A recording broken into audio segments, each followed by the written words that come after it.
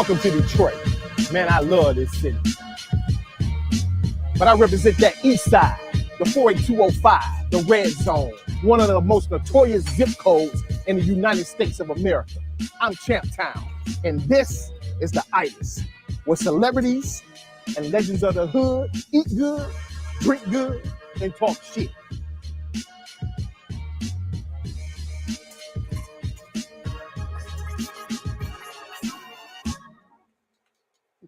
Yo, yo, yo, what's really good in your hood, in your house, on your couch? You know what time of day it really is. It is time for the lunch early edition of the Itis, baby. That's what time it is right now. It's 12:45. Yep.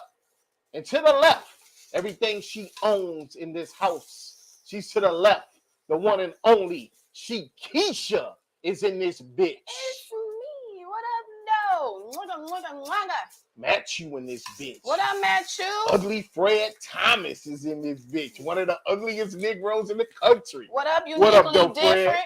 Uniquely different and Deborah. What up, though? Oh, yeah. Y'all in here because this is about to be action-packed episode right here. This one is for the books. This one going in the records right here. Yeah, I'm and super right excited. here to the right, usually, but they're not here today, is none other than the one and only. I tell you every week that it's all about the Benjamins. That's Benjamin Hot Mix Quayton.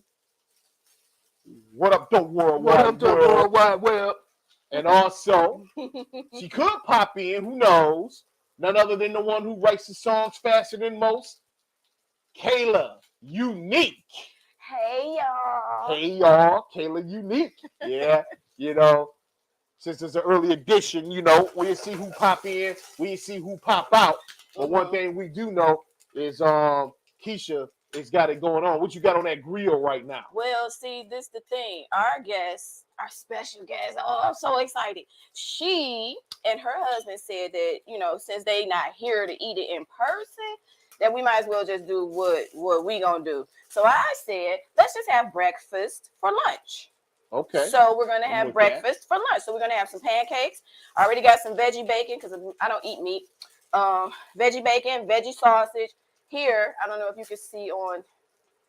Can you switch the camera? Yeah. This is pork bacon. I'm sorry, pork sausage, and then I'll have some pork bacon. I just gotta let these brown up a little bit or darken up a little bit more.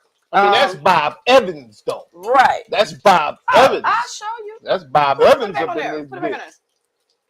That's what that is. That's Bob Evans Bob in this Evans. bitch. I don't know why my camera is acting ridiculously LD-ish. Yes, little LD. Uh-huh. Yeah, that was Bob Evans, and then also we got the what is this? Smith. What is that? Smithfield. I just put it in your camera. Oh yeah. No, we put in another one. It's cool. Okay. Boom. Yeah. Smithfield bacon, thick cut bacon. For the pork eater, y'all. For the pork eater. Since you're a vegetarian, let them know what you got. Oh, let me show them that. So yeah, let them know what you got going on. I have this, which is there we go. The Morningstar Farms. Yeah, that's better. The Morningstar Farms. That's the bacon, and then the Morningstar Farms sausage. Absolutely delicious. If you don't eat meat, that's the way that you should go. Because I've tried a bunch of the breakfast stuff and sausages and all that stuff, and this is the best. This is the best. Yeah, so we got some breakfast going on for this. Oh, hold on, I'm being slow. Okay. I forgot about those. I have hash browns too. Okay, all right. And I had to start it a little bit early because I didn't want to take away. Look at that. Oh yeah. I didn't want to take away from our guests because I want to hear everything that she and he has to say, because it seemed like it's a lot of people out there that don't like when she talks, or him. Really him, because they like, yeah, I'll get to that. We'll get to that. Yeah, we're going to get to all that shit today. I don't like it. We're going to get to all that shit today for sure. For sure. And they're about a few minutes away from popping on the screen, y'all. Hold tight. We about 8 minutes away. But right now, what I want to do, you know, usually today would have been a Prince special. because his birthday is a couple days, and I like to do these Prince specials on his birthday. This is the last professional photo that was taken of my man Prince. For those who don't know, me and Prince had a great relationship. He let a brother record in his studio when he was only 16 years old, and I was recording out there all the way until his death. Me and Prince was tight.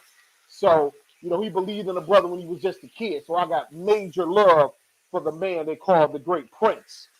You know, there was a lot of shit going on in the great Twin Cities, which I call Minneapolis my second home. As you see that crazy ass mural of Prince right across the street from First Avenue. That's my boy Brandon. I was about to say, is that Brandon? Yeah, you know, that was my partner in Straight Jacket Records when we first started recording at Paisley Park. And me and him used to go. Him and Prince used to actually battle for bitches, believe it or not, in the city. You know, they were kind of dating the same chicks, and they were like competing in cars. You know, Brandon would pull up in Paisley Park with a dope ass Benz. Prince would come outside, look at us, and be like, "Oh, okay." Then he'll pull up in his BMW. Boy, there was some good times out in Paisley Park, man. I'll tell you that for sure, man. And this guy right here, he actually made that Purple Rain motorcycle. That's one there, and it's actually one in David Chappelle's home. David Chappelle got one of those motorcycles built by my boy that's cool with Brandon MPLS. So, you know, a lot of big deal going on in the Twin Cities. Like I said, I mean, it was like a full-fledged block party out there. You know, people was out there having a good time, playing Prince music, jam-packed. And like I say, this is directly across the street from First Avenue. What you got to say, Keith? I was just really was going to ask you, do you think they don't understand you? That's why you yelling at them? I don't know. Are you excited? I'm hyped. I'm excited and I'm hyped. Okay, I get it. Yeah, I'm excited and I'm hyped. Because you just make sure the TV up so we can hear Mo Nique. Hey, you know what? You make sure that you do what you do. Make sure I make sure that I do what I'm supposed to do, and it's gonna be up because I need to hear her. Yeah. So word. Like I say, man, it was a great time in the Twin Cities at the Prince block party directly across the street from where he put the world of Minneapolis on the map to the whole world, right there at First Avenue Club for Purple Rain. You know what I'm saying? So, hey, it's going to be a great day. You know, Prince's birthday is coming up in 2 days. So, what I want you guys to also do, because I was trying to do a special and bring this guy on, but he didn't want to come on camera, but y'all need to go check his website out, his Facebook page out, and also check his book out, The Death of Prince Rogers Nelson. And I'm going to tell y'all, if I would have had this guy on the show, oh boy, this guy has been investigating, and he's going there, and he's getting deep. And it's a lot of unanswered questions that he's actually answering. Again, The Death of Prince Roger Nelson.com. Go to the website. You will be amazed at how far this guy has got on his investigation. And also, y'all can pick up the book. A little bit more butter on that. So what you got going on, Keisha? I'm just putting a little bit more butter. No, show that. Putting a little bit more butter on there. Mix that in. Then I'm going to throw some cheese on it. We're going to also have some eggs, too. I don't know. I'm so excited. I don't know what to do. So if I miss or don't say something, I loop back around to it. So these are done. You got to put it over here. Okay. Come on, you got to get in the mustard to catch up with me now. All right, so we got the sausages coming out here. There we go. I don't know, it's so blurry. I don't know why is it blurry like this. Yeah. But anyway. And then I got the bacon going on in there. We're going to let that crisp up. And then, honestly, let me show you this real quick because I'm just doing the Hungry Jack. Oh, you going to do it over here? Yeah, I'm just doing the Hungry Jack pancakes. I'm just going to add water. All I did right now so far is cut it open. And then when I pour it in the bowl and all that stuff. Actually, I'll do that now. All I'm going to do is add some water to it when it's time. Where we at? Anyway, this is what I'm doing. You on you. Yeah. We don't need that much because it's just us right now. And then I'll just put some water, stir it up, and I'll show you. I've done pancakes before, but I don't know if I've done it for the new folks in here. But it's a certain consistency that you have to have it for it to be a really good pancake. So that's right. That's right. And for those that a little disappointed about the Prince special not coming on, it's all good because we got some powerhouses coming on for you in return. But we also going to treat you right in the next couple of weeks. We're going to bring you the closest thing to Prince. Yes, he's coming right here live on the show. None other than the one and only Morris Day. We will be premiering his new video with Big Daddy Kane called Grown Man. And in case you didn't know, and in case you might not have heard, I directed the bitch. Yeah. Now wait, this is where the ego meter goes off. Yeah. So y'all keep tuning back in with us. We're going to let you know when my man Morris Day will be on the show right here live doing his new video, premiering it, Grown Man, featuring Big Daddy Kane. It's the record of the summer. I'm telling y'all that right now. And it's the video of the summer because I directed that bitch. You got to do the dance. Of photography. The notorious D.O.P. Matthias Saunders. That's right. What's that? What Big Daddy Kane. The Big Daddy Kane. No, that's your dance. Y'all niggas. That's the Kayla special, y'all. Giving me a damn dance. That ain't my dance. Yeah, that's so funny. Yeah. So Morris will be on the show. So we're going to get you that Prince fix for the month of June. That's right. I don't know. Is that enough cheese? Yeah. I should do a little bit more. Premiering that video, baby. That's right. Do a little bit more. What time is it? Yeah, it's almost that time. It's almost that time. And the whole world, they want to know what the hell is going on with Mo Nique versus D.L. Hughley. Now, I'm going to let y'all know flat out. It's a lot of shit y'all don't know. It's a lot of shit that I do know from being in the D. And I know a lot of behind the scenes shit that went on that's not cool. But we're going to get to the bottom of this shit because a lot of people are confused. A lot of people let people detour their minds and not deal with the actual facts. And we're going to give you the actual facts straight down the middle. No chaser, no ass kissing, none of that. We're going to give y'all what really went down in the deep. Because I know what the fuck went down. What up, Keith? No, I just want to say sometimes it's not other people deterring people's minds. People have minds of their own, most of them, and they just feel the way that they feel. And sometimes that feeling, they could be misogynistic. They could be, they could just not like, women or when women talk, love women, but don't like when women talk, like skinny women versus fat. You know what I'm saying? And then that makes them have that form their opinion, not based on facts. So It doesn't necessarily have to be someone guiding them. They could literally be guiding themselves to that. Oh, yeah. Yeah. And, to be honest with you, I don't think it's a Mo Nique versus DL situation. And we're going to unravel this shit here today. But we also got to keep in mind when Mo Nique was so-called being blackballed, a lot of people was trying to kick dirt on her. And I hate to say it, D.L. Hughley was definitely one of them. Now, I'm going to draw the line straight down the middle to let y'all know. I'm cool with D.L. Hughley.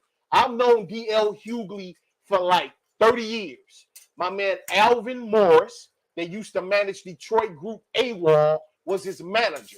And every time I seen him, hey, it was love. But I haven't talked to him in like 6 years.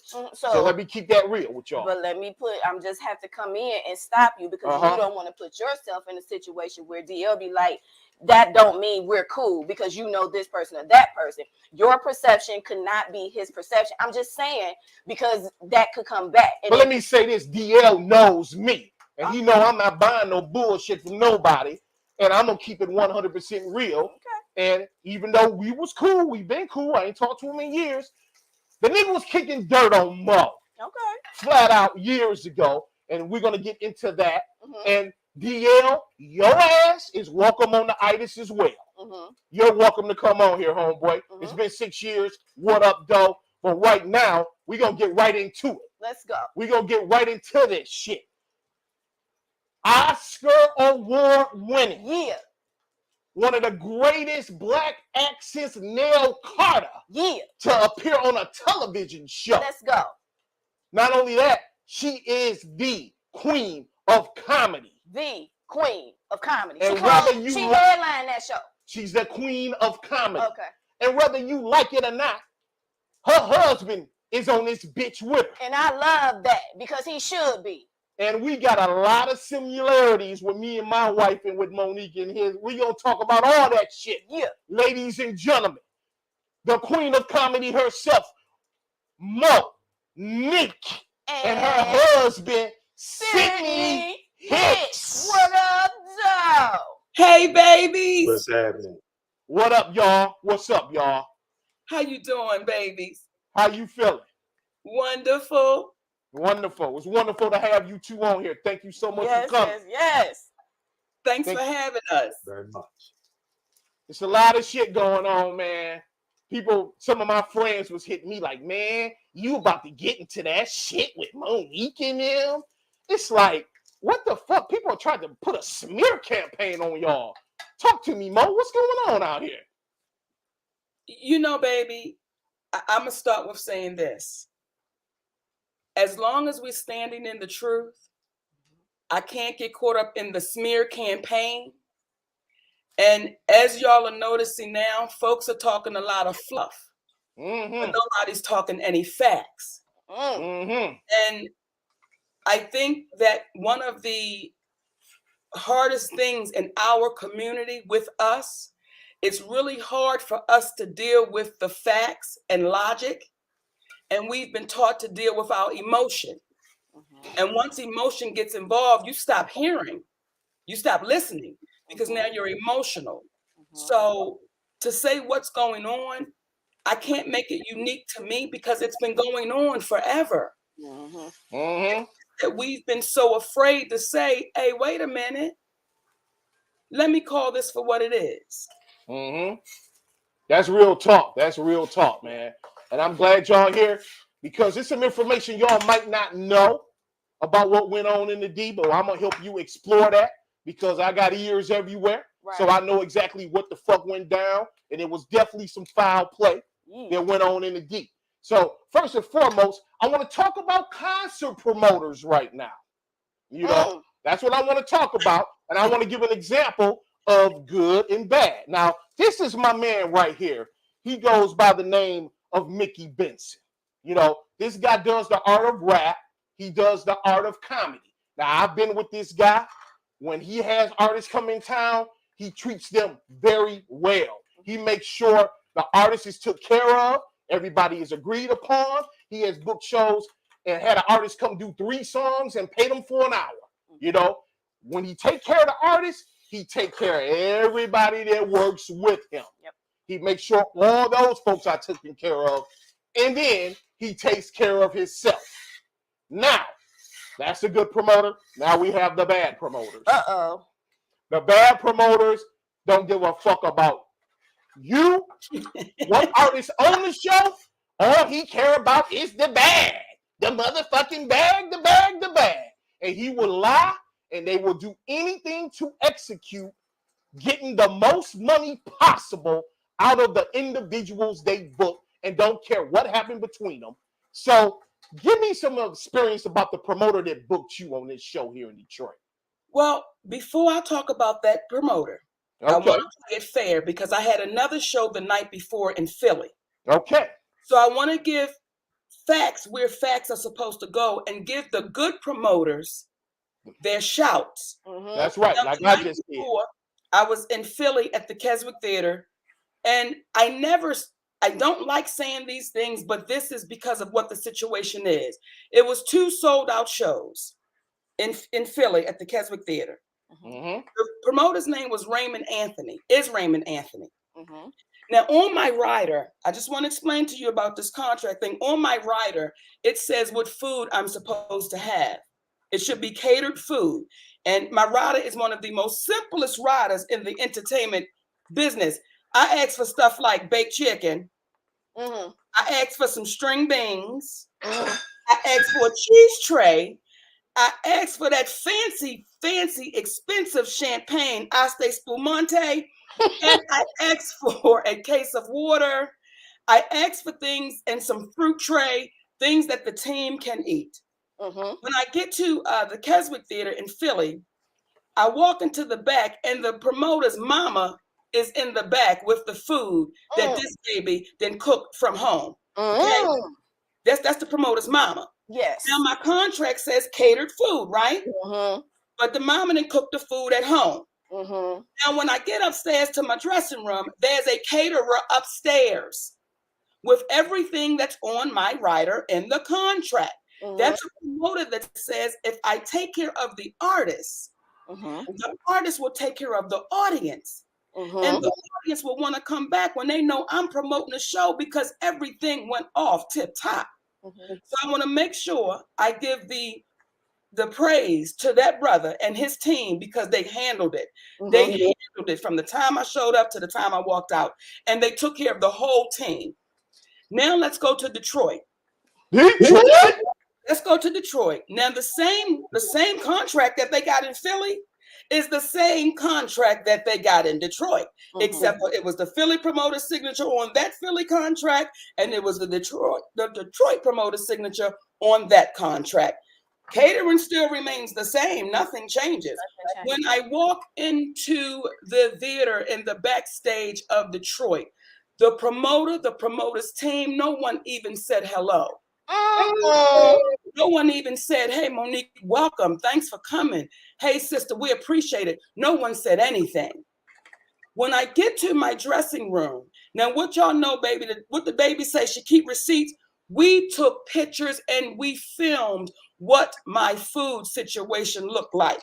It looked like somebody had purposely put their hands in it and played over it. It was no catered food. It was thrown on the table with some Reynolds wrap wrapped over it. I said to the team, we cannot eat that. That doesn't even look safe. Listen, and it was cold, okay? Now, I could have shown my ass because you're not following the letter of the contract. This is not catered food. It's not hot food. I said nothing because I've dealt with that before. I'm not going to lose myself over no damn food that I really never even eat, okay? So now here comes all the trickery. First, one of the promoters came and knocked on the door and said, will Mo Nique be ready to go on stage at 8:40? 8:40. So my assistant says, Mo Nique was never going on stage at 8:40. So I'm going to have to tell you no. Mo Nique's supposed to go on stage at 9:15. Now, if you look at the contract, and this is the part too, for me, that's disheartening with our community, because we don't take the time out to just read it. If you look at the contract, it states I have to go on stage an hour after the show starts, because what I never want to do is walk in front of a drained audience. Exactly.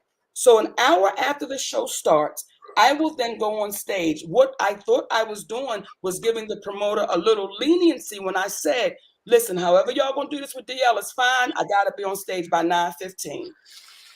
9:15 would take me to 10:15. That's an hour, right? All right. So now here comes the promoters with the 8:40. It's like, y'all, we can't do that. I'm going on stage at 9:15. This is when I find out DL will not show up. DL has not shown up. He's not in the building. So now I get on the phone. Let the liquor tell it. I get on the phone with my husband, daddy, manager. Daddy. I got to give them all them names, baby.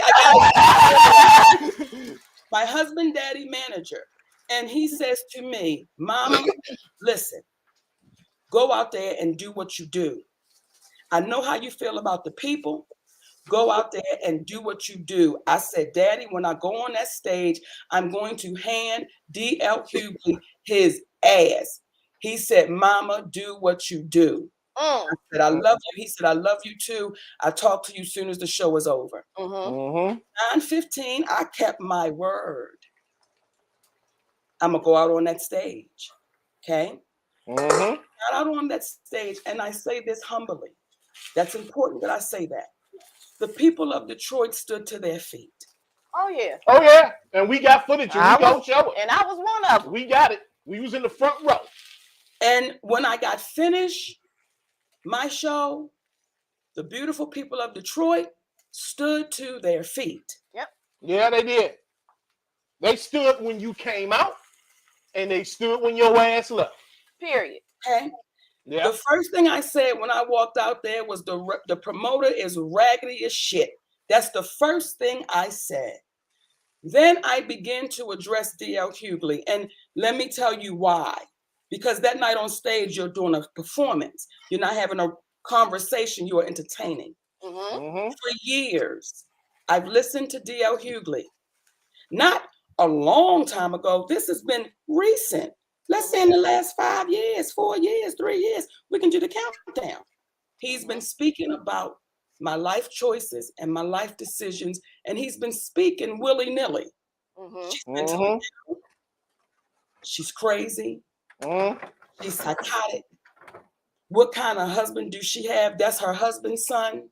Because you pay your son, you pay your son some foolishness. I was selfish for fighting for equality with Netflix. I've listened to now I want to put the icing on the cake, right? I've listened to him for years do that. But the one thing I held on to that made me say whenever I saw him, I was going to hand him his ass on top of him running his mouth. When your folks ask me that foolishness about what my husband rather fuck Lee Daniels with a condom or Corinne Stephens without one. That's commuting. What kind of commuting? What is that? Would I rather this was a game they were playing. See, this is the part where community don't want to hear this. See, when they asked me that, because people keep saying, why wouldn't you just call DL? When they asked me that, I said, because it was the sister that asked me, Jasmine. I said, sister, you mean to tell me they putting you up to asking another Black woman some foolishness like that? You mean it? And she started laughing and said, that's just the games we play. Okay, well, let me call DL because I know that brother not going to be cool with y'all doing no shit like that. Right. Wow. I called DL Hughley privately and personally because everybody say, bitch, keep it quiet. It's personal. I called him privately and personally, and DL Hughley said to me, that's just how we do. What? It's just how we do, and it is what it is. It got so ugly, attorneys had to get involved. That's why you never heard the interview, because I said to D.L. Hughley, how does that kind of bullshit uplift our community, nigga? And what problems do you have with me that you would even be okay with that? Listen, Mo Nique, like I said, so when y'all tell me to call this cat, why didn't you call him? I've called him before. Right. And that was the response that I got. Now I want to go back to the show in Detroit. Yeah, because I want to go back to the headlining position. Now, when you are the headliner, it should not matter who goes on that stage before you and what they say. Because when you're in that position, you're supposed to handle the microphone and you're supposed to close out the show. When you are in that position, I don't give a damn if the whole building got booed down before you walked out. You're supposed to walk out and handle it. What happened was D.L. Hughley was not up for the challenge. Nope. Because from my understanding, there were people that were walking out on his show. We did. When you went off the stage, what we do? We went off the stage because you was the headliner. I stand firm with that. Walk right out in his face, dare them to say something because that's what he do. He talk about the people in the crowd. But he didn't say nothing. Could you please repeat that? He does what again? He talks about people in the crowd. That's kind of like mainly what he does. Kind of like snapping with the crowd. That's what he does. And we walked out right in front of him. Because, I'm down for a little free press, Ain't nothing like jumping up on the stage, yanking the nigga off, you know what I'm saying? Well, I'm glad you didn't, baby. Well, yeah, I don't want to do that. I'm just saying he would have said what he said, and then I would have said something back, and then it just would have been that. Then we would have been kissing Mo Nique ass or whatever the hell it would have been. I thought it was coming though. I thought he was gonna say something because we was right in front of him. I think she stunned him too hard. And all he was like, "What I miss? Did I miss something? What I miss?" Has made a career off of talking about people. Yes. If you go back and listen to DL shows, see, and this is what my daddy said to me. He said, "Mama, it ain't personal. That's what that brother does. He's got something to say about everybody." Well, what happens is when you push people who's not pushing you, you can't determine how hard they push your ass back. That's right. And everybody not going to respond the damn same. Everybody not going to respond the same. So through the years, I've listened to you. Now, I haven't heard people say, wait a minute, have y'all considered her children? Have y'all considered her family that has to listen to this man demean, belittle, and he uses real big words. I'm not going to use those big words. You have to listen to this man say bullshit about their mama. No one considers that because I'm a fat black woman and it's unimportant. Yep. But it's a black man, not a king. Not a king. Let me be clear. When a black man gets his medicine back, then he becomes tender. Yep. That's disheartening. Yep.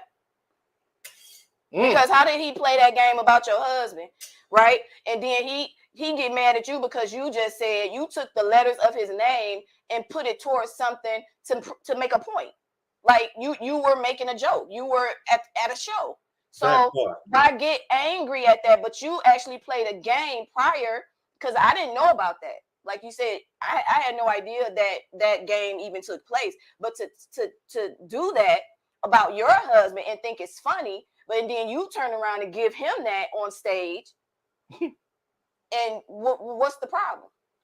I don't like stuff like that. Not only that, when you told me he said that in reference to me, what did I say?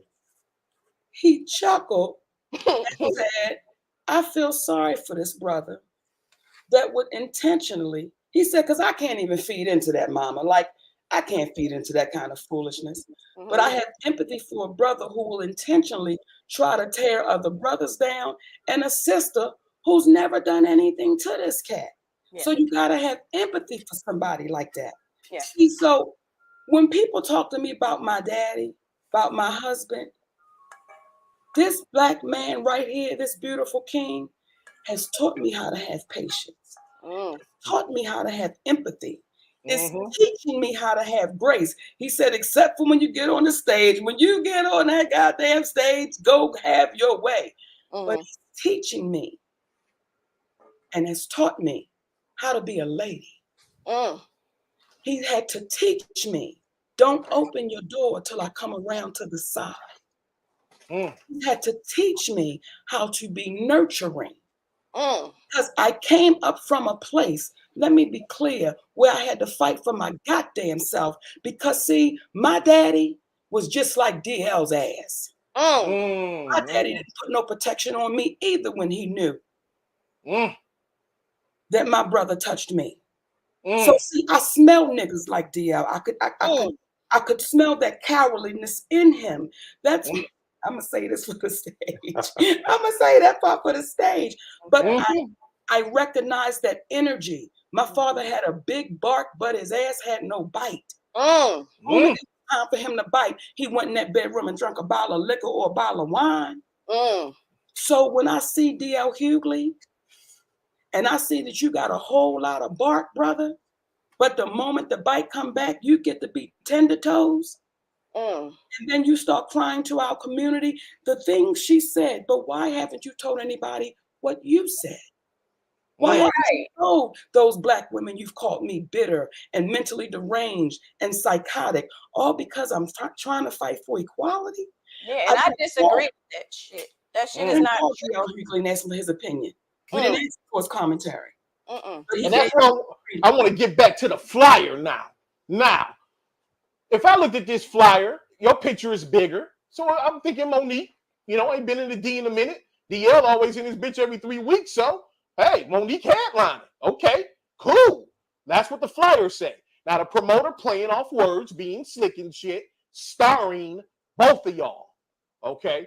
That's the confusion right there. But this is where it gets tricky. And this is where I got to say something about this shit, man. Because a lot of people don't know that T.I. was supposed to be on the show. Now, this is where the bullshit kicks in at. And I'm hip-hop to the gut, and I rep this shit to the end of the earth. And I know my boy T.I., man, good Negro, man. You know, actually, my man T.I., me and him did a scholarship program in Minneapolis, Minnesota, and we sent kids to college for free. You know what I'm saying? So, D.L. Hughley, and I know this for a fucking fact, told the promoter, if T.I. is on the show, he's not doing the fucking show. That's some hating shit. And it would have sold out probably 2 shows if Tip was on it with y'all. So, bottom line, DL, like I said in the beginning of the show, I've known DL for like 30 years. I ain't talked to him in 6. You know, he was always a straight cat with me when I saw him. I definitely saw the changing in him with him going after Ice Cube, going after Professor Griff. And that's a tough one to go after because Professor Griff will have your ass hanging on top of the fox, upside down, gutted. I wouldn't be fucking with Professor Griff, DL, on some real shit. Fucking with Ice Cube, fucking with Kanye West. And I'm like, damn, why is a man in this position going at all our hip-hop heroes like this? So I started scratching my head. And when I heard that he said if T.I. on the show, he ain't coming to Detroit, that's some bullshit. What do y'all think of that? I'm looking at this thing. Well, see, what I knew was there was a time T.I. was on the show, and there was a time T.I. wasn't. What I'm not going to ever do is mess with nobody's money. That's not what I'm going to ever do. So because I was the headliner of that show, and I saw T.I.'s name on there, listen, that's not my business. That's who the promoter chose to put on the show. Then he wasn't on the show. That's not my business. I don't ask any questions when my contract is intact. Yep. See, if you can go back, there was a time that DL was on the show Super Bowl weekend. And I was the headliner of that show. And the same contract that is out there right now, those promoters signed that contract too. Mm-hmm. That's then he wasn't on the show. I didn't question it. Mm-hmm. I didn't go to the promoters and say, what happened with DL? That's not my business. Mm-hmm. So again, that's not my business. He was on it, then he wasn't.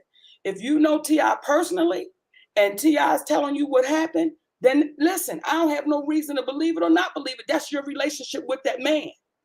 But what I will say is this, he was no longer on the show. Oh, yeah, it's a fact.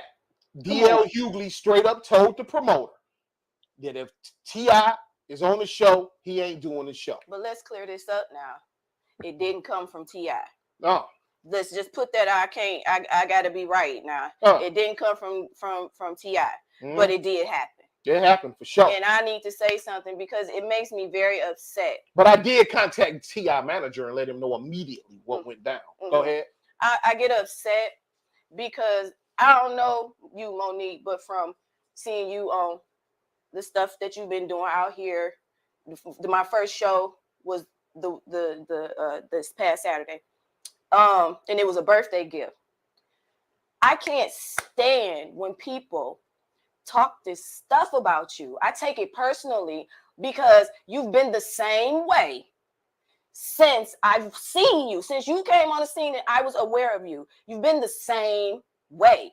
Integrity. Now, you say your husband taught you how to, be a different way, maybe how to deal with things and more patience and stuff like that. But that's you live and you learn. But your intention, your heart, the soul of you has always been good in my eyes. And I can't stand when people say, oh, she crazy, oh, she this, oh, she that, oh, she that. Why can't you speak? Why can't you, if something happened to a man and the man felt a particular way and the man spoke about it, Why can't he? No one says anything about that man to that man. Don't call him crazy. Don't say he need no pills. Nothing, right? Why do they do that to you? It really burns me up. And I'm so happy that you came. Like, I'm almost in tears because I want to be a part of showing you in your light. And I'm happy that you came so that it can be done. Thank you, sweet sister. Yeah. I was just going to say, remember how we first connected. Yeah. If you remember how we first connected, it was how. Yeah. How did we connect? Just so I ain't putting no words in your mouth. How was the first time? What made us connect? You was doing something with your wife. Genuinely through an email. And then from there, you know, I was like, yo, my wife loves Mo Nique. It's her favorite comedian on the planet. How can we get her to come on the show? Y'all was tied up. Y'all had a lot of engagements going on. But Mo Nique still dropped that drop and had her running around this motherfucker going crazy. Yeah. Now, the reason why I bring that up is because there's a lot of folks that reach out. But as a man who has a wife that he loves, it touched my heart initially when I saw it that you were looking to do that for your wife. Right. So when Mo Nique and I spoke about it, it made her feel the same way, that this black man is going to do this for his queen. So there was a level of feeling compelled to do that. I say all that to say is, when people get to talking about how selfish Mo Nique is, this the little parts that they don't know. That's right. That's right. She didn't have to do that shit. They don't know about the 62-year-old ladies that she saw doing an open mic, and she bring them on the show with her in Vegas. Why? Because she was like 30, 40 years earlier, you could have been something different, but why are you here? Let's do something different with you now. Wow. But that goes to her character. This is what I'm saying. She doesn't have to be here now. You don't have to be here now supporting her. And I can't stand when people talk about you either, Sidney. I'm just saying. Yeah, man. Mr. Sidney, I should say. They talking about you, man. I can't stand it. You know, when I posted, some of my friends was like, oh, that Pimp Sidney coming on the show, huh? He pimping her. Oh, Pimp Sidney, man. What you got to say I've been about pimping for 40 years. I've been pimping since 1982 when we met at 14. You did? So that part, you did? That part. Yeah, because what's wrong with a man? What's wrong with a man and a woman loving each other, getting married, and that woman supports that man, and that man supports that woman through whatever, wrong, right, indifferent? What's wrong with that? I just don't get it. Because people say the same type of stuff about us. We got the flip side going on, you know, because I've been knowing her since the 4th grade. You know what I'm saying? We got together after high school. We've been together 30 years. Yeah. Not one breakup. Never been a time where I'm going to stay here for a month or I'm leaving for 3 weeks. None of that. No breakups. Not saying this shit is easy. No, it's not. I'm not saying it's easy, but we stiff it out and there's no breakups. So what I want to say about this situation is I've ran a record company in my prior years. She was a general manager. Long as she's feeding motherfuckers, long as she's doing people hair, long as she's paying phone bills, Keisha's the greatest bitch on earth. Oh my God. But as soon as the motherfuckers do sneaky shit or get caught going behind the back, doing different shows they don't post to because their contracts say they're obligated not to do this and do that, and she checks them on it, now Keisha's the bitch. She's the worst woman on earth. She's the reason why the record label never took off. Wow. Keisha. And that same shit I see coming from her is how I see Sidney, pimp ass Sidney. Right. And only a man who has been with his woman can appreciate what you just said because they know the reality it's been individuals throughout the years that have come on and have apologized to Mo Nique and I, but specifically men would say, brother, I thought you were crazy for support Mo Nique when she was talking all crazy about that equality at first. But my wife, she got a master's degree, working on a job, training cats that they promoted before her. And I wanted to reach back out to you to say, I apologize. Because now I know what you're talking about. It's an easy thing to overlook because Black women have been the most marginalized group in our society. I saw a picture the other day of a Black woman from the time of slavery with a Black baby sucking on the left breast and a white baby sucking on the right breast. Okay. But then she got to go home and make sure the man is good. After she got beat up by Massa Mo, talked to poorly by his wife, and then, but who's been there to take care of that Black woman? So when you have our community upset with a Black woman and she's saying, let's discuss the facts, but they want to get into the feelings, that already tells you, for me personally, and what we discuss is why we can't get mad about that, because anybody that doesn't want to talk to you about facts is really want to talk to you about fiction. There you go. There you go. There you fucking have it. Because a lot of folks, and even in these comments, people are entitled to their opinion, but I just don't get. So I read something real quick, and it said, because you, Mo Nique, spoke about what happened early on with your father, that you're putting your father, your DL's face on your father, basically. Let me address it. I'm not putting my father's face on DL. What I'm saying is there's a lot of daddies that's still alive in the world like DL. See, there's a lot of daddies still alive that will let their babies be hurt and not say anything. So when people are saying, Mo Nique, you putting your father's, for me, it makes me go, what? But it makes me say, why are y'all skipping over that? Why are you skipping over it? Why? Well, he apologized. Well, nobody heard that apology. See, he did the interview loudly. He did the interview on Sway, and it was brushed over. If you watch that interview, it was brushed over. Like, no one said, wait a minute, hold up, wait a minute, what? Wait a minute, what? Who was the friend? Who was the friend? No one said time out, because if you're still saying a friend, guess what? You still ain't protecting your baby. You still not putting no protection on your baby. So I appreciate, Keisha, when you say, sis, I want to let you know how I feel about you. I appreciate that, because I had to make it my business, Keisha, to read about the woman that came before me. I had to make it my business to read their stories. And what you don't read in any of their stories, that there was a mass of Black women that stood with them.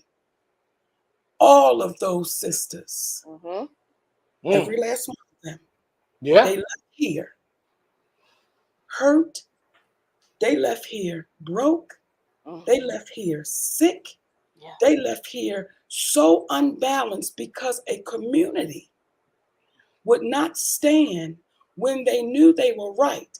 And then we have the audacity to make stories about their lives and still exploit them, because their families don't reap the benefits of that money. Sure don't. No one gets paid in that woman's family. But now we're going to tell your story and make you be the hero that we knew you were all along, but we were just too afraid. So we have a community of Black women, not all of us, because we got sisters like me and you, Keisha. We have those other sisters that's saying, why would you traumatize that man's daughter? And I want to address this. Yes, please. I can't traumatize DL's daughter because he's already done a good job at it. I can't do that. I simply reposted what he said. That's all I did. But because we've been taught to be in our feelings, we've been taught to deal with fluff. I won't say ain't nobody, because there's some real brothers that's beginning to question, wait a minute, what did she say you did? And you liked your friend more than you loved your baby? How? And how? So when I say of a coward, do y'all see how I could say that? Because let me tell you something, my sweet brother. If your baby girl came to you and told you that one of your homeboys put his hands on her, would you see your homeboy? I'm going to say what Ja Rule's favorite word is. Murder! Murder! Okay. I wouldn't ask that you murder. What I would ask is that you would hold your baby's hand all the way through and watch his ass get locked up. What I would ask is that you would take your wife by the hand and say, baby, I'm not going to go kill him, but I'm going to bust his lip in such a way that while he's sitting in jail, his mouth will never be the same. See, that's the locking them up is a form of murder as well. It's still a form of murder. Okay, let's clean it up, okay, because we ain't killers. But in our community, we've been taught. I'm going to tell you something else. I remember my mother saying to me when I came out with it, why would you say his name? Why would you say his name?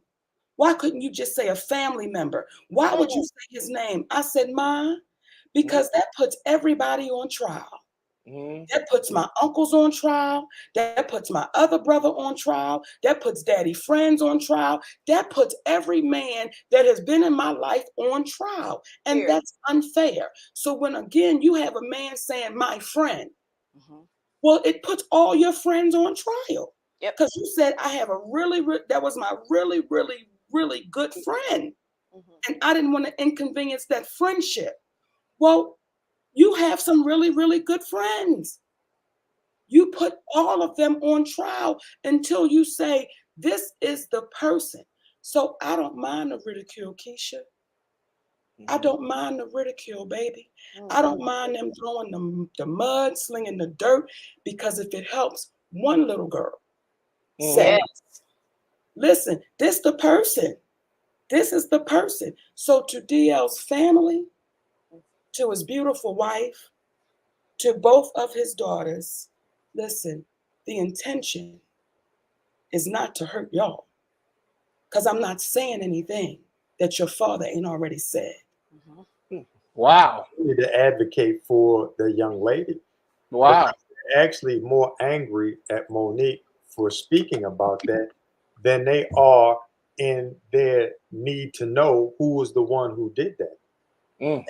Have they taken responsibility for it? And when you are an individual who has been a victim of molestation, and not only to be molested by your brother, but to have your brother take you and let his friends do it, and your parents don't say anything to your brother or do anything, well, then you learn the art of fighting for yourself.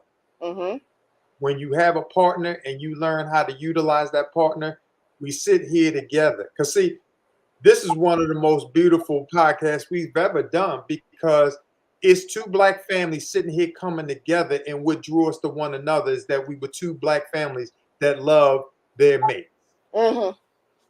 Totally. But that's the part that folks don't want to really acknowledge. Definitely. They don't want to. If you love your mother, if you love your sisters, if you love your brothers, then how do you not love your daughter enough to support her and be verbal about who it is? Because the moment that individual touched your daughter was the moment he was no longer a very good friend. Period. I want to get back to the Detroit show real quick. Get back to it. And I want your honest opinion and your honest thoughts on it.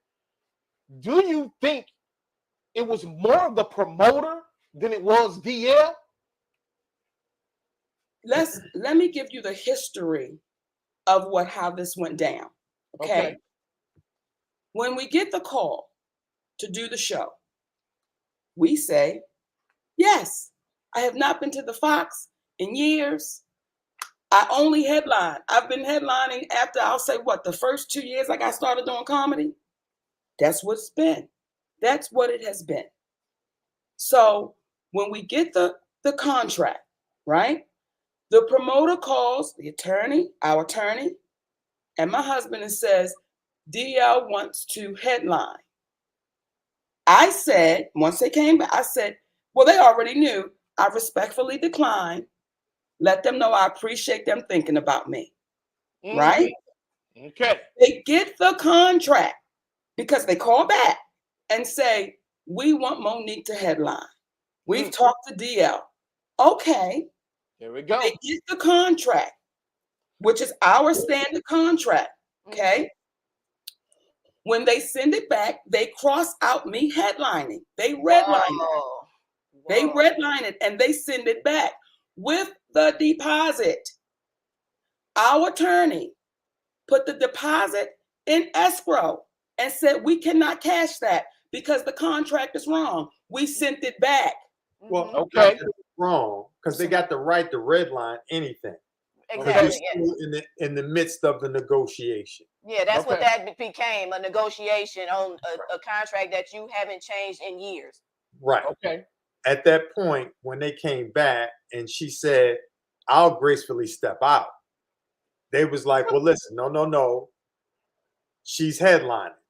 But then we got kickback when we got close to from the actual promoter saying, this is what DL wants. As I understand it, I believe his people may have gotten on a promoter. Speaking straightforwardly, when white folks from white organization get on black people, we tend to fold. There's a level of courage that we don't have simply because of the color of our skin, which, in my humble opinion, perpetuates a level of supremacy. And we're conduits of that, but that's another story. Yep. So he wanted me to have a conversation with their people in reference to this dynamic. Long as I've been a man, I'm not here to tell another man how they want to conduct their business. The reality is, the only person that I needed to talk to was the promoter to say, this is what you signed. You had a verbal in which he articulated. I had a verbal agreement with DL. We don't have a contract. That's the reason why you see a deal memo. Performance agreement. That's right. Two different things. Two different things. For those who don't know. A contract is a contract. A deal memo is a fucking ideal. Yep. Lovely.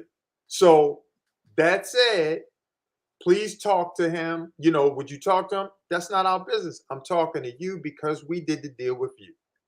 The deposit was from you. The business was with you. We're not needing to have dialogue with individuals we don't have anything on paper with. Right. He said, okay. Gave us 2 different runs of show where Mo Nique would be closing. We said, if we could be so kind, let us point you back to the contract. What does the contract say? It says 60 minutes. This is the contract y'all signed off. There was an opportunity for you to redline that as you did earlier as it related to Mo Nique being the headline. You elected not to do that. So isn't it our right to hold you to that? Being that you said you're the type of person that your word is everything with regards to the verbal contract that he gave to DL. So if your word is everything, surely your signature means even more because you guys signed this. That's right. So that said, the night of the show, as Mo Nique said to you earlier, there was the old switcheroony. He called our attorney, said DL's not even here. Well, even if that's true, isn't that a lack of professionalism on DL's part that he would not be there on time for the show? If that's all that what it was, that's a level of professionalism. It's kind of like, I call it the Floyd Mayweather effect. You cannot hit Floyd Mayweather once without him hitting you 3 times. When you are saying stuff that ain't true, you're gonna get hit. If you tell one lie, you're gonna get hit with 5 truths. And that's what keeps happening. And that's why they really don't want to have a real discussion about it. They want to give you red herrings and throw your attention to things that Mo Nique didn't really say. Like, she insulted his family by being an advocate for him staying quiet when his daughter was touched by someone and ain't bring the authorities or hurt this cat or nothing happened to this cat. All she did was play what he said. Honestly, what she did, it was just a mirror. That's all. And when DL's daughter says, Come on, let's meet. And I'll give you my personal address. Sweet baby, I don't need your personal address. Your father has a platform that reaches millions. Let's go on your daddy's platform and have the conversation like mature adults. See, on that stage, I'm a performer, baby. I'm so unapologetic about my performance and what I say on that stage. That is a freedom stage. I won't change that. I won't divert from that. That's my show. But let's really have a conversation, because when you say, I insulted your mother, tell me what I said. There you go. Hey, sis.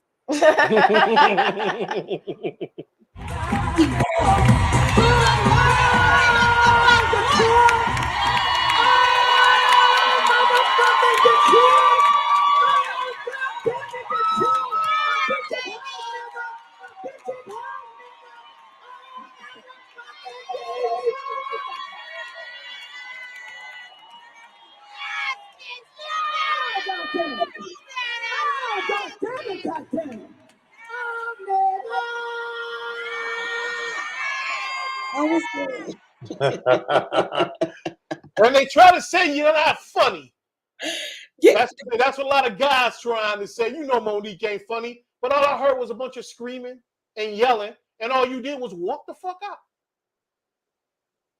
Weird. I hadn't even talked yet. Weird. Weird as shit. And Weird. I can't say this enough.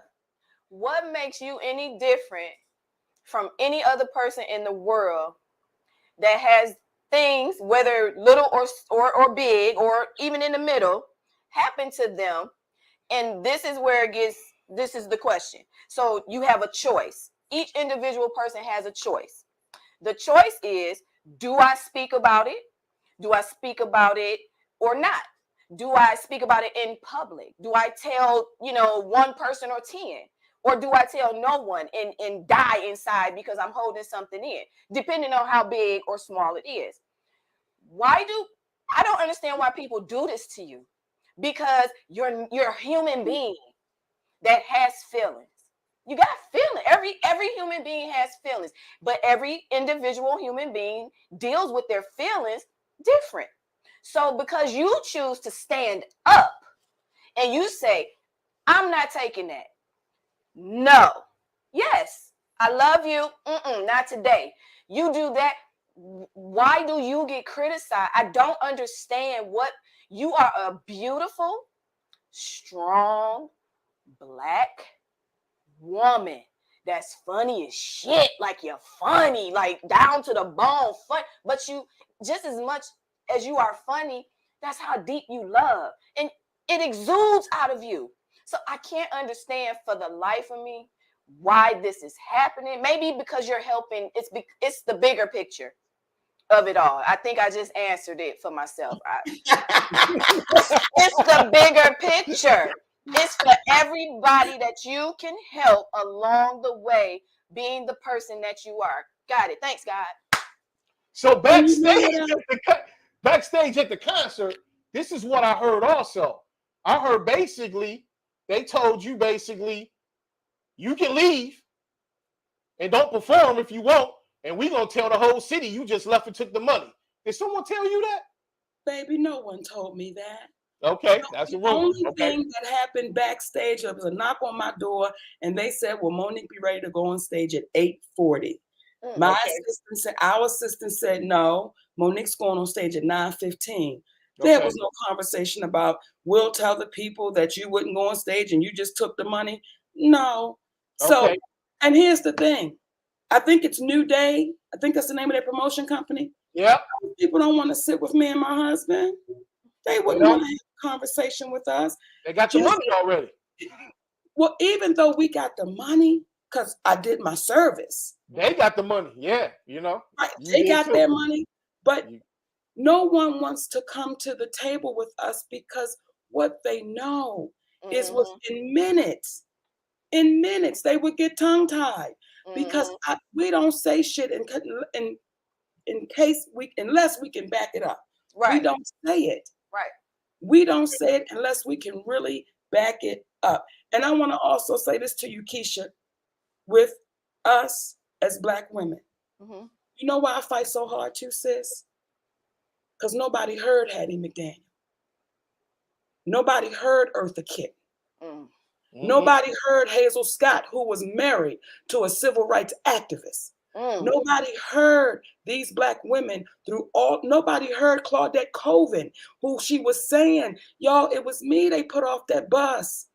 It was me months before it was Rosa Parks. No one heard her until that lady is now in her later part of life. That folks said, oh, okay, now it's true, but still they blew it off. It is for those sisters that we do stand on their shoulders. It makes me say, I shall not be moved, y'all. I shall not be moved because those sisters got moved. Yeah. There's still some sisters that are walking right now that those blows, it crippled them. Those blows that some men gave to them, it crippled them in a way, baby, where it took away some of their spirit. It took away some of their when they get on that stage. So that's what they're trying to do. But as I told my husband, I'm the pig who built the brick house. Let's go. Yeah. The pig that built the fucking brick house. Yeah. And here's the craziest thing about it all. If you notice when Lee Daniels came up on that stage and apologized to Mo Nique. Yes, that should have dead everything. What happens is people are so blind and want to overlook and not ask themselves if the only person out of the whole group, Lionsgate, Oprah, Tyler Perry, and he was the only one who had a contract with Mo Nique, and he came out and apologized for the way things were handled.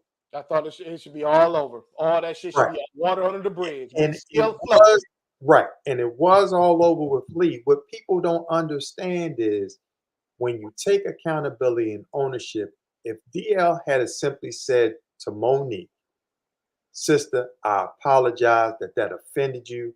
We was just joking. We ain't mean no harm, but I completely get where you coming from.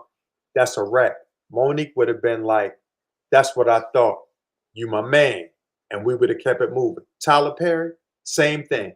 If he would have kept his word, the promoter, same thing. Just the things we tell our kids when we trying to raise them are the very things that we don't hold our adults accountable for, especially when they men, when we get to be older. So you guys, it's so crazy that all of this could be handled if simply somebody said, that's my bad. I handled that wrong. DL's people, I know we wasn't supposed to do that, but we caved. That's on me. How many times have you ran into somebody that said to you, yo, I got to eat that one? That not often. Nobody, not often. It don't happen often, but that's the reason why when it happens to you and you realize you make a mistake, that you say, I got to eat that one. That's on me, my man. And we good. And people sometimes almost look at you like, I don't even believe they saying it. Like they thrown off. But we got to do what's counterintuitive and start taking accountability and holding people accountable. Because I've never in my life until recently have seen so many Black men that were willing to attack Black women. That's crazy. It's out of hand. It's out of hand. And they're talking about how emotional the Black women are or how women are. It's these guys that are really the new bitches. My man. You know, to keep it 100. And also, man, once again, bringing up Lee Daniels, even though it was never too late, he did apologize. That should have killed everything. I mean, that even goes deep with the Netflix situation because you're doing something with Netflix now. You know what I'm saying? And you were right. Some of them comedians on Netflix getting them top dollars are garbage. You know what I'm saying? And you should have got top dollar. But I said nobody was garbage. We're going to skip that because you're doing a new movie. No, Mo Nique didn't say that. But I didn't say nobody was garbage. I said them comedians. I said it, Champ Town. You know what I'm saying? Yes. But right over the bridge, shout out to Netflix because they actually are working with you, even though y'all had your ups and downs. Now you're doing a movie with Lee Daniels on Netflix. Is that correct? That is correct. So everybody should be shutting the fuck up right about now. Shut the fuck up. Everybody should be shutting the fuck up right about now. Can I tell y'all why I feel y'all connection? If you see them, they like us. They us. Keisha, you are Sidney, and that baby boy is me, baby. We are fire. And she got to be reeling my ass back like mama. I absolutely love seeing this. Because if they was talking about you, listen, they was talking about you so bad. Oh, this and all this. And honestly, just one little tidbit. When you're telling a story, right? Not a story. You're telling facts, right? When you're telling facts, you have supporting actions or situations that help you in the fact that you're speaking about, right? Yes. So that's another thing that I don't like, because you have to give the perspective. You have to give the whole parameter of the whole shit, so you will know why this is this, why this is that, and this is why it is right now. So all the people that's out there that's saying, oh, well, why they talking about Lee Daniels? Oh, why they talking about this? You know why? Because they kicked Mo Nique when they was trying to. You know, it was a little weak shit, but they were doing what they was doing to hurt her, to minimalize her, to make her believe that she was minimal. And then he apologized. So that means y'all should shut the fuck up, because that means that he knew that he did wrong. So if he knows it, what's your problem? That's real shit. That's real shit. I want to say that I feel Mo Nique, female in the game, is the absolute realest in the comedian game. But also, something broke my heart last week, and I got to give it to you 100. A guy that I felt was the realest nigga in the game. You know, I went to LA. I was promoting a documentary film that I did. He just said, man, come on my show. Promote it. I went on there, freestyle with him, the whole nine. And this was my nigga. I liked him. I only met him that time. But I just knew that the realest bitch in the game, Mo Nique, definitely would have been cool with I thought he was the realest nigga in the comedian game. But he said some foul shit about y'all last week, man. It broke my heart, man. Hey! Who is that? Corey Holcomb. 5150. I mean, he's accusing Sidney of being a a commuter, like he like men. And what the fuck is going on, man? Like, Mo Nique, her arms look funny on stage, and broke my heart, because I love Corey Holcomb just like I love y'all. What's up, man? Are y'all cool with Corey Holcomb? Have y'all done shows with him? What the fuck going on? I may have done a show with Corey Holcomb maybe 25, 30 years ago. And that's how, I don't know if I've ever walked on the same stage with Corey Holcomb. And I've never had a problem with Corey Holcomb. And Corey Holcomb doesn't understand. He's giving me one of the big in this business. When I hear, well, I'm sorry, he said this bitch played the worst mother in cinematography history. That was what I was supposed to do, Corey. And you I want to thank you for paying attention to that. When I hear my comedic brother, Corey Holcomb, say, she ain't never had no jokes. Well, the jokes I ain't never had has gotten me a 30-year career. The jokes I've never had got me a late night talk show. The jokes I've never had got me a 5-year sitcom. And I say these things humbly. The jokes I've never had has gotten me the career and resume that I have. So got you that bitch. Got you that bitch. So I'm not mad at Corey Holcomb, because Corey Holcomb, as D.L. Hughley, has done this his whole career. So I understand it. What I will say is disheartening. When I heard Corey Holcomb speak about the deal memo and the contract, and when I heard that brother say, and it's her daddy's contract, this nigga did the contract. Corey, it breaks my heart if you don't have your own standard contract.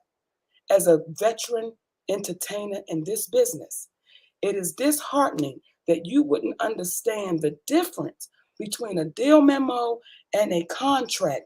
And yes, the contract comes from our company that our attorney makes sure everything is right legally.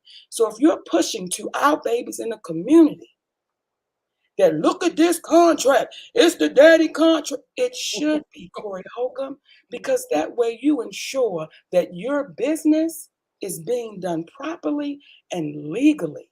So when it comes to Corey Holcomb, I don't have no beef and all this switch hitting shit and her. If y'all notice, this cat don't flinch. He don't flinch like he don't flinch. So if Pippins and Stadies. But here's the craziest thing. If for me with individuals, what we keep trying to talk to people about is being themselves. And if I was a gay or a bisexual man, I'd be honored to own whatever it was that I happened to be. There's no shame. There's no shade. You calling me switch hitting and whatever. Listen, I roll on the mat with jujitsu with cats that's gay, straight, the whole nine. Let me tell you something. You try to play a cat for not being a man, who's physically a man because of their sexuality, you'll find out differently that that's not what it is. For me personally, again, I would be doing myself a disservice, my wife, my family a disservice, and I would personally be mad at my homosexual lover that I'm supposed to have for never coming out. He's supposed to come out and check me and be like, this nigga is, come on, he is with the fellas. Come on. We be kicking it. Back to 95, I loved him, and he loved me. If this is supposed to be true. So, and you was supposed to tell her, Sidney. Right. So at the end of the day, Corey Holcomb is the type of cat. If somebody love him in the community and really rap to him that he respect, the type of ferocity and energy could be used for positive. Because he's got a lot of it. He's got a warrior spirit, but sometimes he's fighting the wrong war. Sometimes he's fighting the wrong war. And I would just ask the brother personally, because I've heard him, I've seen him, and ain't got nothing love for him despite all of what he said. What Brother George Wallace say? I love you, and ain't nothing you can do about it. And ain't nothing you can do about it. But what I would say is, what is it about women that you seem to dislike so much, man? Because you be going hard to the paint. Did somebody hurt you? Was it something with the mind? Because that's a conversation that you got to have, because we got to learn how to love our sisters in a different kind of way, where you can talk about anything you want to talk about. But when you try to destroy someone you should be trying to preserve in your conversation, that's questioning, that puts questions towards you, not anybody else. So with anybody has to say in reference to me, it's like, listen, since 14, we 54. Okay, we're going to be 55 this year. Whatever she don't know about me, I damn sure don't know about myself. Right? That's what I was gonna say. I really, honestly, what you just said, Sidney, I said that to Champ. Because I love Corey. Like Corey Holcomb, he the man. There's a lot of people that talk stuff about him, and I get mad at them just like I do about people that say stuff about Mo Nique. So what I would want to say, because I know some kind of way that this gonna get to him, Corey, if they're willing, can y'all talk it out? Like I really would want you to be friends, work it out. Whatever it is that you feel like you know about Mo Nique that you don't know firsthand, and how they feel about whatever you said, if they're feeling any type of way about what you said, whatever, it could all get cleared out. Can't y'all just talk about it? Because I don't want y'all to be at odds. I want to see Corey Holcomb and Mo Nique on the same fucking stuff. Hold on, let me say this, Keisha. I don't have an issue with Corey Holcomb. Okay. So there's nothing for Corey Holcomb and I to work out. Corey Holcomb voiced his opinion with fluff. Okay. Everything was said was fluff. What we come with is fact. Yeah, so that's right. I start going and saying, well, this one said this and this one that said this. See, with D.L. Hughley, it was different. Yeah, okay. Because you put your feet under my table. See, it's different when you get welcomed into my home. It's different when we did make history together on the kings and queens of comedy. Not just the kings, it was the queens too who helped fill out the Georgia Dome with 44,000 people. It's different because we shared those moments, brother.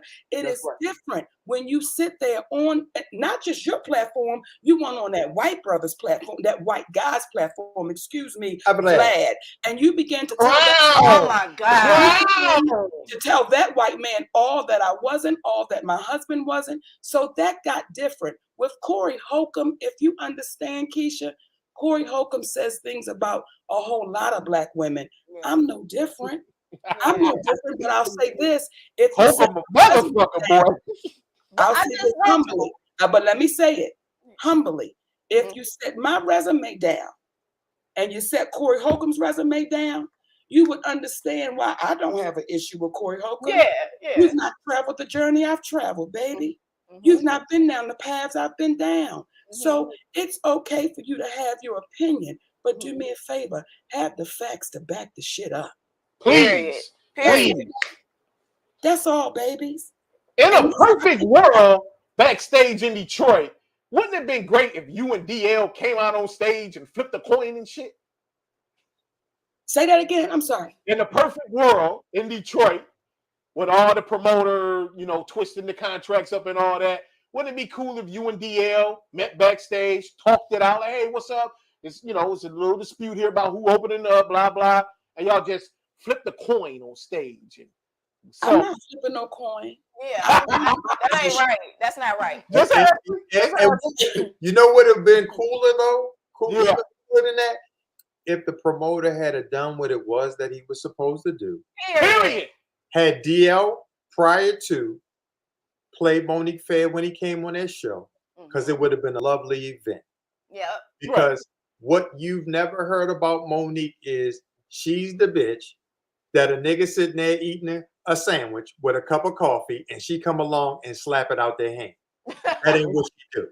So when DL's been known to slap it out the hand. Where my sandwich go? You see? So it's like, why are we coddling a brother? And when we get to talking about what Corey said and everything, you get to a place in your life sometime where you get a little too big to be offended by the things that people say if they're not true. And if they are true, you're supposed to take the truth of what they said and adapt it so that it makes you better.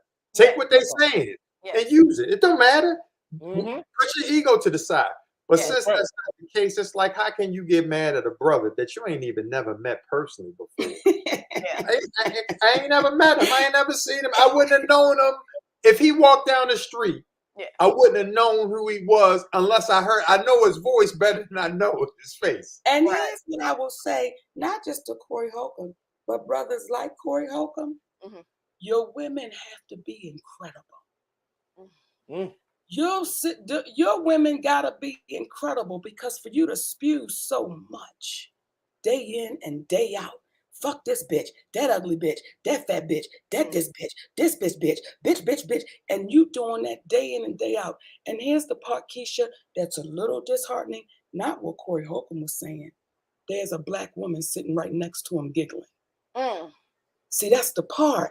There's that Black woman named Jasmine that is DL's co-host. That's the part when our sisters sit there and go along to get along. You can't sit with me and talk disparagingly. You can't sit with me and belittle another Black woman because I'm going to hand you your ass. You can't do that with me. But you have some Black women that will sit there and go, yes, say it. And you're looking at them saying, as my husband has always said to me, if you support wrong, what you support is what you'll succumb to. And those sisters who sit there and do that, they may have read Act Like a Lady and Think Like a Man. Because when you abandon your natural instinct to think like a woman, you are thinking like you're a woman for a purpose. Tell me about how many wars women have started. Now, there's maybe a lot of wars that were started because of women. Mm-hmm. Always. How many have they started? And when y'all were talking about Lee earlier, it was Black women that brought that whole thing together. Wow. Family, T.S. Madison, her mama, his film sisters. It was Black women that galvanized the community. When Kanye was going through what he went through, it was two Black women pull him in and say, hey, so the power of the Black woman is underestimated and oftentimes. Oh, yeah, definitely. Definitely. Well, I'm going to tell you this. I got a call from a promoter yesterday that knew y'all was coming on the show, and they want to book y'all in September in an arena.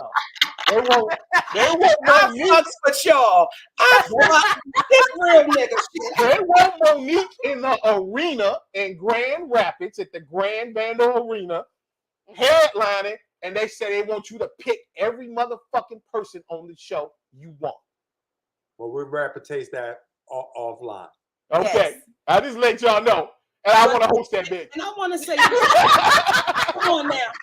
I want to say this too. I take pride in working with Black promoters. Okay. I take pride because I know how hard it is for them to get a shot. So when the Black promoters call, I'll be like, Daddy, sign me up, because I know how difficult it is. So when this promoter in Detroit, and this is an older gentleman, this is a brother that's supposed to be a vet in the business, and this is how you do business. It was him and his two daughters. So again, we talking about Black women. Mm-hmm. Oftentimes we do it to ourselves. So let me put this out here for the Black promoters out there. If you want to do good business, we here. Anyone. But I'm just, because we know how hard it is for them. Right. I can't tell you the emails we get. It took me so long to find you. It took me a long time to reach out to you. Mm-hmm. Let me be clear. I've done shows with white promoters and it went easy breezy because they know the business. Yes. I've done shows with some white promoters where they wanted to be slick and grimy. Oh, yeah. Ass handed to them. So I don't want to make it seem like all of them are bad. No, that is unfair. Mm-hmm. I've done some shows, baby. It was what we said it was going to be. Shit was cool in the game. Mm-hmm. I've done some shows with some brothers, as I've said earlier. It was what it was going to be, cool in the game. Mm-hmm. It go both ways. So again, you want to do good business? We just about doing good business. That's it. All that other shit is fluff that they be talking about.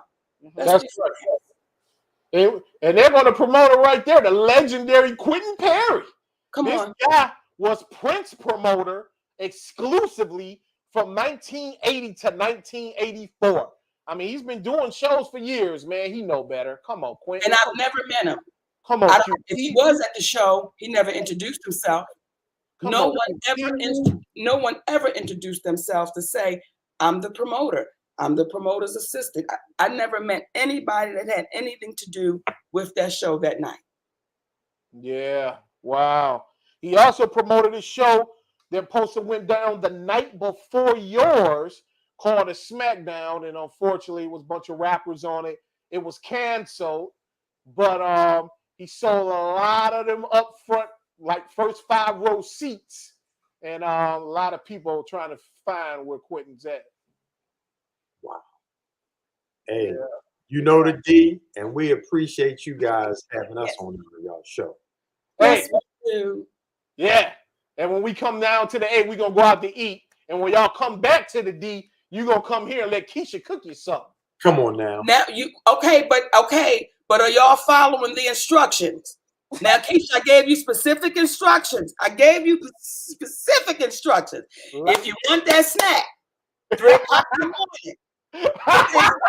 Yeah. What you been eating, champ? Because we had we need it on the reverse too. That's why. What you been eating, champ? What you been eating, champ? What she been cooking? There you go. What she been cooking? And you told us that in the front fucking row. Yep, that was us. We love y'all, babies. And we love y'all too. Ladies and gentlemen, the great Sidney Hicks and Mo Nique, y'all. Yeah. Thank you, my baby. Thank y'all for coming on, man. We really appreciate it. Thank y'all. Thank y'all for having us. All right.